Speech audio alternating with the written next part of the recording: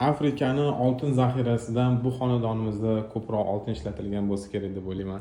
Hammaga assalomu alaykum. Oltin uyda bu uyimizga nom berdim. Inshaalloh har bitta havas qilib yaxshi niyat qilganlarga eng kamida shunaqa xonadonlar nasib qilsin. Dupleks xonadonimiz sotuvda. Bu ayollarimizning xonasi. Men bu narsa juda ham udobli narsa ekan. Bemalol o'zingizlar xohlagan joylarga ayollar joylashtirib olsanglar bo'ladi. O'zingizlarga udobli qilib olsanglar bo'lar ekan. Bunisi mebel texnika bilan jihozlangan. Birinchi etajda birinchi detskiy xonadan ko'rsatib boshlaylik. Inshaalloh xonadonimizni sayohatini bismillah deb boshlaymiz. Bu bizning detskiy xona. Men bu eshiklarga bitta ahamiyat bering. Mashalloh, juda ham chiroyli. Ochilishini qarang, qanaqa ochiladi. Gap yo'q. Egalariga Alloh rozi bo'lsin. Вообще красота. Gостевой zал, o'zining kichkina balkonchigi mavjud. Hozir eng sizlarga yoqadigan joyi ikkinchi etajda bo'ladi. Videoni o'tkazib olmaysizlar, inshaalloh ko'rsatib o'taman. Ayollar har doim xat bo'ladi, nega xonadonda faqat ayollarning xonasi, erkaklarning xonasi qaysi biri deb so'raganlar uchun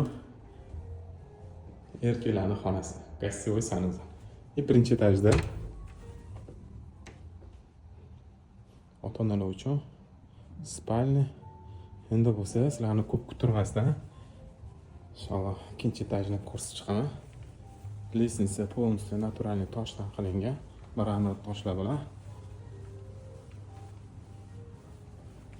Tak, birinchi очередda bu bizning hol, dupleks ikkinchi etajdagi ayollarga kerakli narsa. Garderobdan muammo bo'lmaydi. Garderob.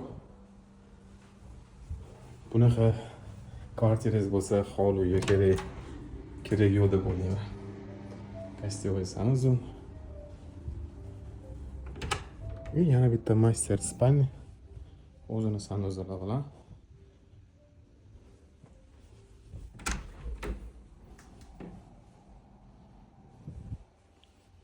Endi bo'lsa, uyimizni terrasasiga, o'sha sizlarga va'da bergan, sizlarga yoqadi degan joyimizni ko'rsatib o'taman. Bu bizning terrasa. Tapchanlar bilan vid, Regina,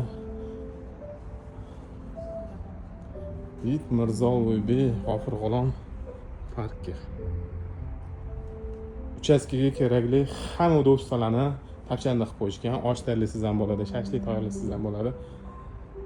Inshaalloh qiziqqanlar bo'lsa, pastda nomer qoldiraman. Bemalol telefonlashib kelaverasizlar. Agar uyimiz yoqqan bo'lsa, kommentariyada fikrlarni kutib qolaman.